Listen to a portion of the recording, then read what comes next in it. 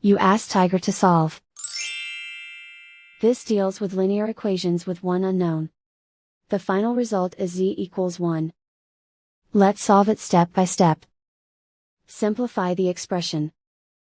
Expand the parentheses. Simplify the arithmetic.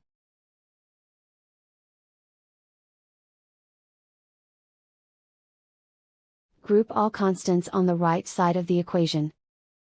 Add 5 to both sides. Simplify the arithmetic.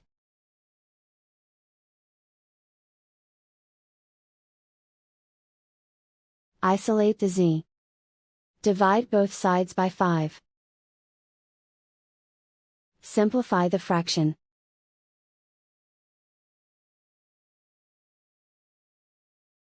And so the final result is z equals 1.